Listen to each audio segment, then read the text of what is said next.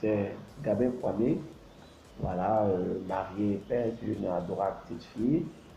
Alors l'idée de cette application m'est venue quand j'étais en première année d'informatique. J'arrive pour la première fois, je découvre Internet, la première fois même d'ailleurs, je découvre un ordinateur et je découvre Google. Google qui est un moteur de recherche. Et je vois que Google nous permet de faire des recherches. Mais je me rends compte que pour nous, les Africains, Google a une faille. Parce que je me rappelle que je faisais des recherches un peu spécifiques et j'avais pas de résultats, enfin les résultats auxquels je m'attendais.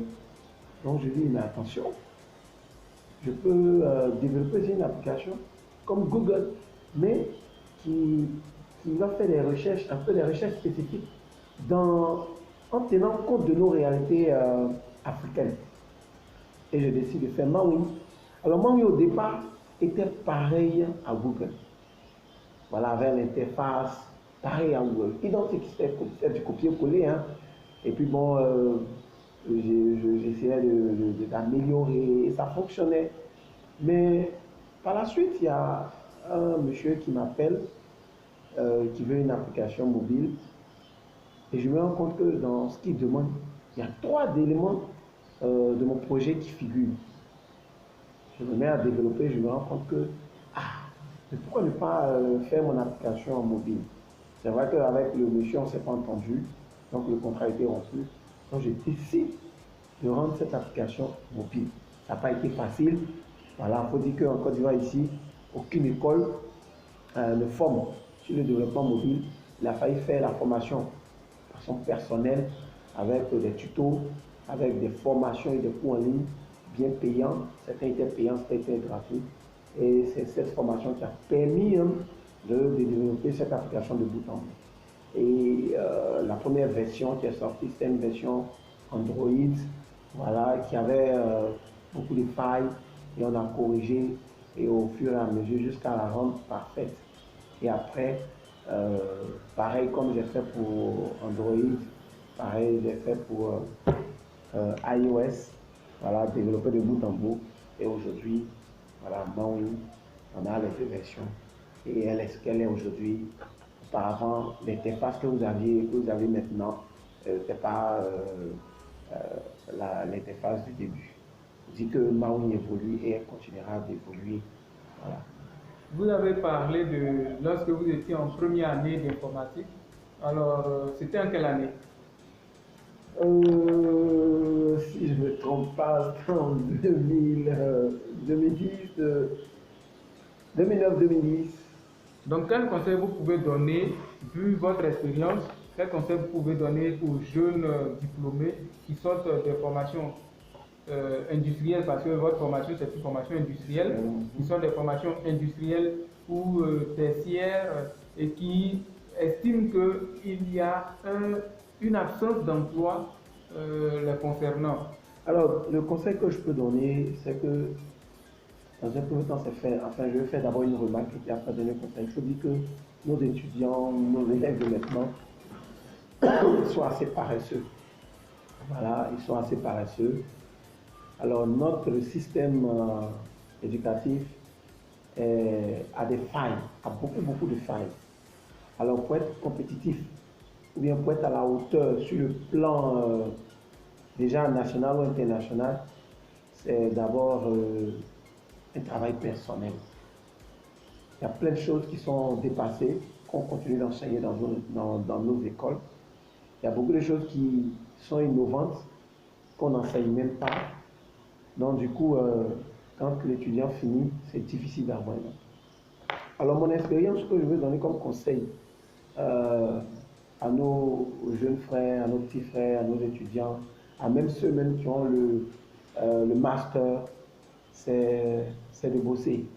C'est vraiment de se mettre à la tâche, de beaucoup travailler, de beaucoup faire des recherches et d'évoluer avec la technologie. Bien avant, auparavant, dans les écoles, avant, on ne parlait pas de community manager.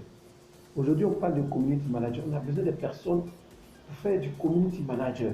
Aucune école en Côte d'Ivoire ici, bon, jusqu'à ce que je sache, hein, peut-être qu'il y a des écoles maintenant qui font la formation, mais aucune école en Côte d'Ivoire ici ne fait la formation de community manager.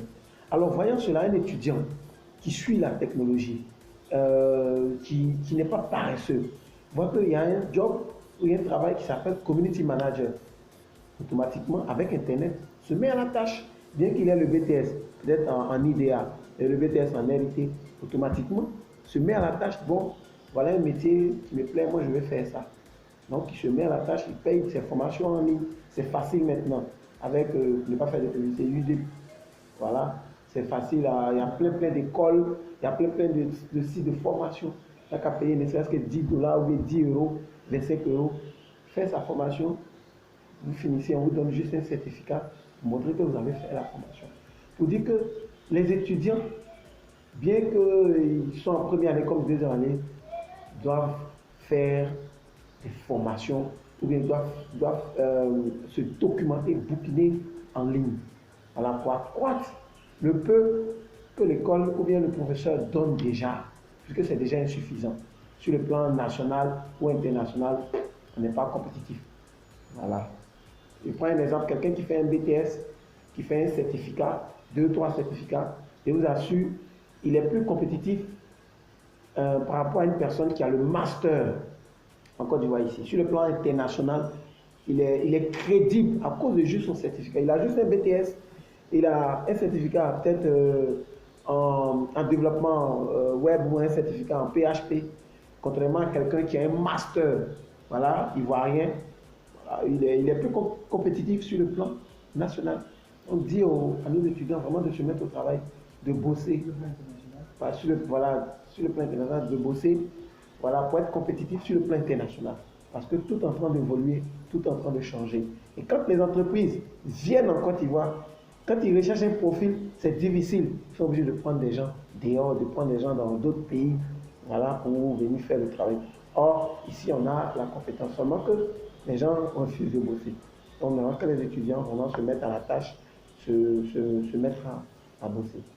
Donc, à vous d'écouter, nous retenons que l'observation est la base même de la découverte d'une profession. Aujourd'hui, il y a de nouveaux métiers qui arrivent et bon, celui qui est curieux, celui qui est audacieux, il fait des recherches pour dire bon, ça, moi je peux me mettre à faire ça, il se forme et puis il devient un potentiel, je vais dire, candidat dans une entreprise qui a besoin de ses services. C'est bien cela.